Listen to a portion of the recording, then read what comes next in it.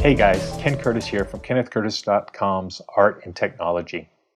If you're just seeing this video and you have no idea what's going on, I'm going to give you a little breakdown. I have a few articles of what I'm trying to do, and I go into detail in those articles. But let me give you just a basic rundown. The idea is I want to learn wireframing. I heard about wireframing probably about 5 years ago, and I kind of ignored it. It just didn't interest me. I didn't like the fact that there wasn't color, that there wasn't an end result, a finished result, I should say. So I kind of put it away.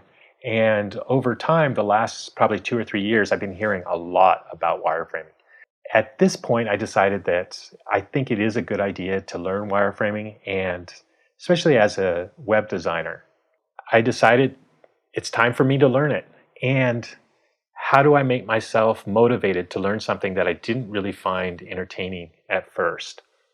What I decided to do was to record as I learned. Basically, it gave me an incentive to keep going instead of, starting it, going halfway through, maybe doing one project and then putting it away and never using it again.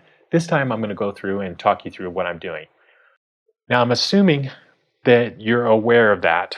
But if you're not, this gives you an idea. And if you're not, you might want to spend some time looking at the first articles that I wrote about what I'm doing. I go into more detail, and it may be a little bit more interesting than this last 2-minute talk. All right, so you know why I'm doing this. You understand that I'm not an expert, and you can help me learn.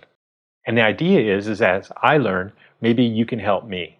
Maybe tell me that I should have done this, or that this wasn't the right way to do it. If you've been doing wireframing, you're welcome to join along and kind of critique and let me know what I'm either right or what's wrong. Okay, so we're on the same page. Let's get started. First thing we need to do is we need to download the software. Okay, now I'm using Balsamiq because it's a very popular software for the Mac, and to be honest, that's the one I used about 2 years ago when I first, jumped into the wireframing area. You can download it by just Googling, searching for Balsamiq, or if you're on the website, there's a link to it, to Balsamiq wireframes. It's close to the end of the site, but you can just click on the link and it takes you here, and you can download either one. I'm assuming, I haven't used the cloud trial, but I'm assuming that the interface is going to be exactly as the desktop app. You can buy it or you can just download a trial. I would do the trial because, in all honesty, you may not be interested in wireframing, or you may be interested in wireframing, but you just don't like Balsamiq. There's no reason to buy it until you know for sure.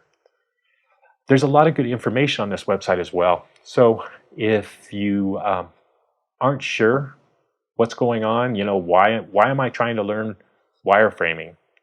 This might be a good way for you to get an idea of why it's important and, maybe why you should join along. Okay, well, that's it. I want to thank you for watching this intro video.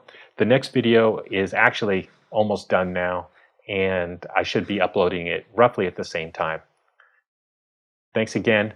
And if this is on YouTube, why don't you give me a thumbs up or subscribe?